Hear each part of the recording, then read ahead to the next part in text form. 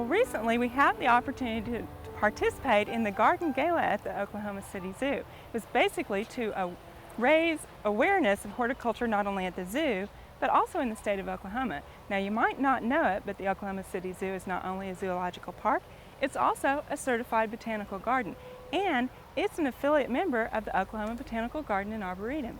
Well, we're here in one of my favorite spots. This is the Butterfly Garden, and we're visiting with horticultural technician Shelia MacArthur. Shelia, thank you for visiting with us. You're welcome. So, now, I just love the Butterfly Garden because there's lots of wildlife and there's also lots of flowers. How long has the Butterfly Garden been here?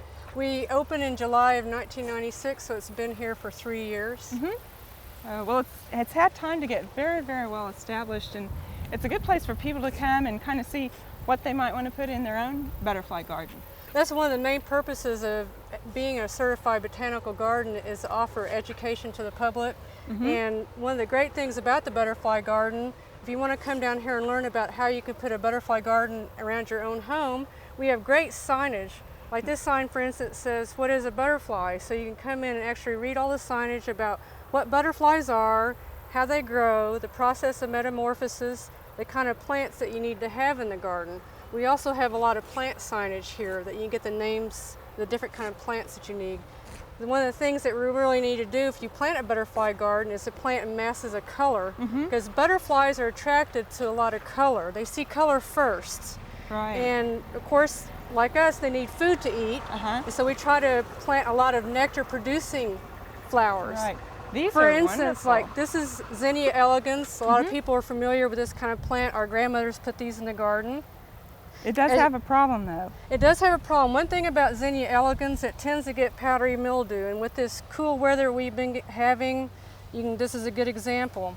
There's another zinnia that people like to plant in their gardens called Zinnia angustifolia. It's very drought tolerant, it's mildew resistant. That's this white flower right here. Yeah, we like to use that a lot at the studio gardens.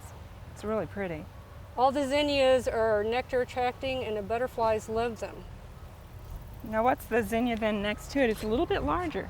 Well, one thing that's really come out that's an all-American trial selection that's really great, what they've done, they've crossed the Zinnia elegans with the Zinnia angustifolia, and they've come up with the Zinnia profusion. This is Zinnia profusion cherry, and over here next to it we have the Zinnia profusion orange. They're very drought tolerant, they have beautiful color, and they're very resistant to the powdery mildew. If you look on these leaves, you don't see any of the powdery mildew. That's great. And it shows great mass of color. That would be a real good plant to attract butterflies to your garden. And it is available in your local nurseries. That's great. Well, you have a lot of wonderful plants here. Do you have a lot of butterflies in this garden now? We have a lot of butterflies, and besides the nectar plant, one thing you need to really remember is besides the nectar, they need to have places to lay their eggs. So if you want to have a true butterfly garden, you want plants to attract the females, and they need to have a place to lay their eggs so that the caterpillars will have something to eat. For example, this is some basil plants right here. They're real available. This is a common host plant. Also the parsley. So a lot of the common herbs that you might want to grow for your kitchen would also be a host plant for the butterflies. Right. Now, have you got an example of maybe somebody having some lunch on a plant here? Well, one of the great things about our butterfly garden is that we try to plant things to attract the monarchs, because we're involved with the Monarch Watch. And the milkweed, the monarch's called the milkweed butterfly. And this plant right here is the Asclepias cursavica. This is the annual butterfly weed. And the butterflies, the monarchs love to take the nectar out of the flowers, but this is the main host plant for the monarch. So what they'll do, they'll take the nectar and they'll also lay their eggs, and we'll see where that caterpillar went. Here he is. Oh, there he is. Here's the monarch. So recently there's been a monarch that's taken nectar from the plant and then laid eggs, and it's left its young here.